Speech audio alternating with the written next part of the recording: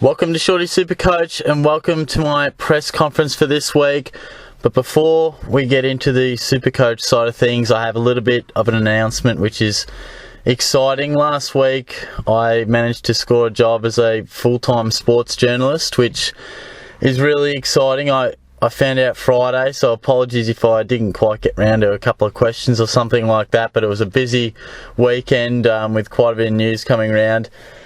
And yeah, it's really exciting. Obviously, for those of you who don't know my background, I'm just in Geelong, been working at the Geelong Addy, sort of 3, 4, 5, 6 articles a week, just part-time, casual sort of basis. But now I went for an interview a couple of weeks ago and heard back on Friday that, I was successful in getting the job, which is great. So, to manage to get to this is really exciting. It's in Ballarat, writing for the Courier. If you're interested in checking it out, I don't start for another couple of weeks, but it's hugely exciting. I always think in this field, the two toughest bits are to go from study to published work, which I managed to do quickly a few years back, and then to go to published work to doing what you love for a living. So I'm really excited about that.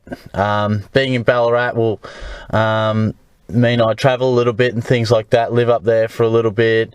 It's full time, which the workload will really increase. So how that affects the channel, I'm not too sure yet. I mean, I'll definitely still be doing it because the reception has been really good and people really seem to enjoy what I'm putting out there. We're nearly at 350 subscribers, which when I first started, I probably thought you get lucky and get around 100 subs or something, but to still be going up at a solid 3, 4, 5 guys a week subscribing is really good even at this stage. So the main thing will just perhaps be when they get released in videos. And obviously I'm doing this Monday morning for Monday night. Obviously that won't be possible unless I have a Monday off. So from week to week it may change. I know it's good on YouTube to have a regular routine with this video out on that day, etc. That may be difficult to do, but I think certainly I'll be able to manage and eventually find another routine, and hopefully, I'm sure the press conference will be able to come out on a Monday or Tuesday, and I'm sure the preview will be able to be done at some stage. Hopefully, it might even get released early before the bounce or something on that Friday. Thursday matches will make it interesting. I'll just have to wait and see. I haven't even got my contract yet, so we'll just have to wait and see, but we'll manage. I mean, I'll be driving up there at times, so I'm sure I might even be doing the podcast on the move. Might be just driving along with the old speaker and just do it that way, but I'm sure I'll manage. So I just thought I'd let you guys know that that'll be happening in a couple of weeks, mainly because I'm excited about it. I thought I'd tell you, and also just the changes to the channel. So a bit of an announcement there, but we'll get straight into the SuperCoach side of things. And this week I scored, as you can see, 2,182 in the top 20%. I slightly fell, dropped 836 places in the overall scheme of things, which, look, I was a little disappointed. I know I had some poorer scorers, as you'll see in a sec, but the fact that Todd Goldstein was laid out and that didn't affect me, I thought I may have fared slightly better off the back of others struggling more and not being able to, fill that gap and fill that void of Goldstein. But, I mean, I won 4 of my 9 leagues, so that probably is more of a reflection on the fact that I wasn't as higher ranked as past weeks.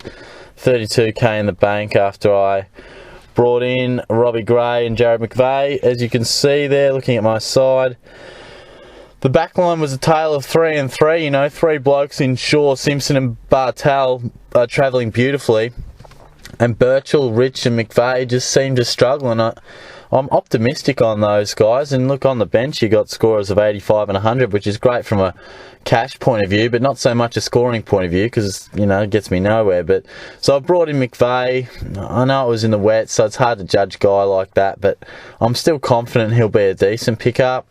We'll just see how we go. And Rich and Birchall, look, I started with them, and now that we're 10 or whatever rounds in, they're probably not the best picks. They're probably going to end up being ranked just outside the top 10 as far as defenders go. I hope they can finish strongly, but there are probably guys I'm just looking for about 90 points from. They don't really have a huge ceiling, and at the moment they're just struggling. So we'll see how we go. Might look to get in Alex Rance soon. But the midfield was good. Pendlebury as skipper delivered. Shield was great, as was Ablett. Libber was also fantastic. And Pritis 114 was impressive. And Sam Kerridge, I think I told a lot of people to trade him out and he'd probably peaked. And as is the case in this game, sometimes you can't always predict what's around the corner. And 126, his highest score of the year by some margin. We did have a 115, but had really broken out as much as he has in recent time. Sees his price skyrocket and go extremely well.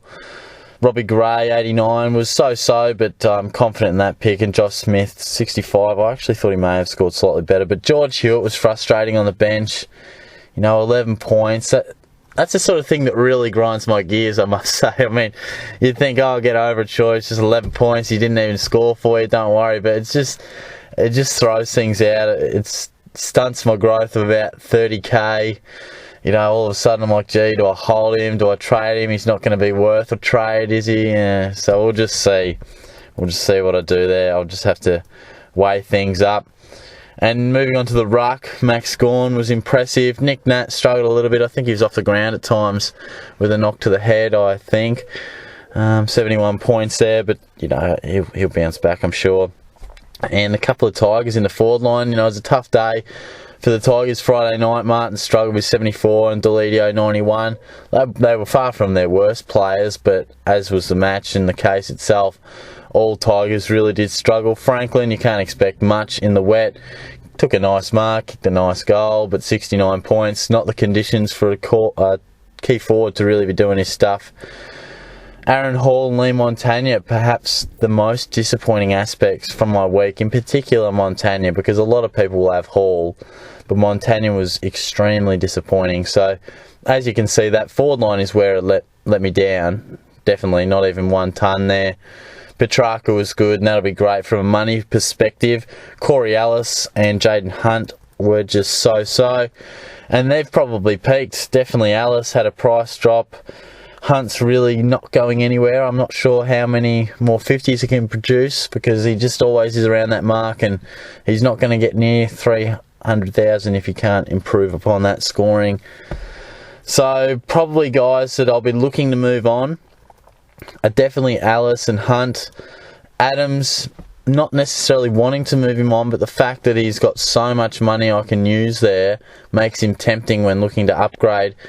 Dangerfield, I think, is at a nice price. There's potential that I swing, Corey Ellis or something into the midfield and then downgrade Adams to someone, and then I can go Ellis to Dangerfield. I mean, that's a tempting prospect.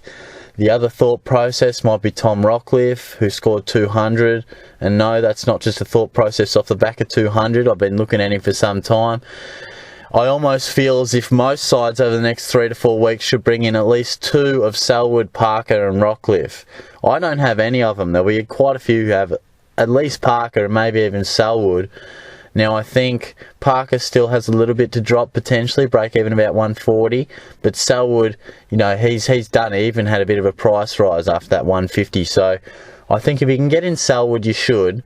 And Rockcliffe is a tough one. Is his body right? He can get on absolute rolls. I think even last year, he averaged about 125 in the last 8 or 9 weeks. If he catches fire, he is unbelievable. We know what he can do when he strings it together. So it's a question out there you'll have to ask yourself, and I'll ask myself that later in the week as well. But definitely a few cash cows have peaked, and it's just a matter of what I'm going to do with it. So I think a lot of people have that case where you go, gee, I wish I had like 4 trades right now, because I could go downgrade him, get the cash for that, then eke out a little bit more cash and boom, do all my trades because the price is right. But unfortunately, such is the nature of the beast, we only get 2 a week, 3 in the buy period, and that's just the way it rolls. Lukey Dalhouse is on the drop as well. Some people might be looking to get in him, which I strongly endorse.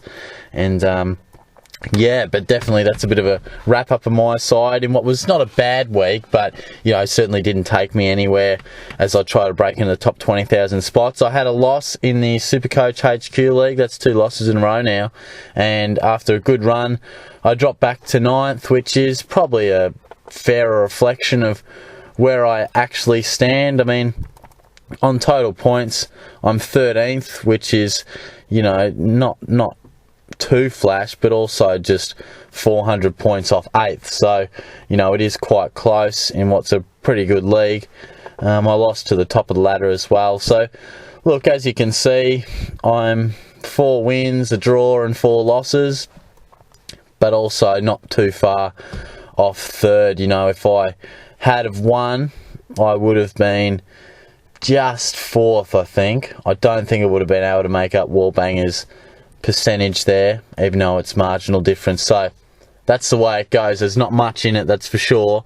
And I'll be looking to get on the winners list after this week as well, and sort of propel myself back in the top 8 as we sort of get into the real nitty-gritty side of things for season 2016. But that's a bit of a wrap-up of how my SuperCoach side fared over the weekend in what was a really busy weekend for myself. I also covered the Ballerine League and the VFL as Mitch Clark returned for the Cats, kicking 3. So, yeah, definitely let me know how you went as well. Questions always welcome. We'll have the weekend preview later in the week. So, of course, hold fire on most of your trade questions, because I'll look to answer them perhaps later in the week. And, just see how we go. And as always, I've had some people, say, here's my side, what do I do?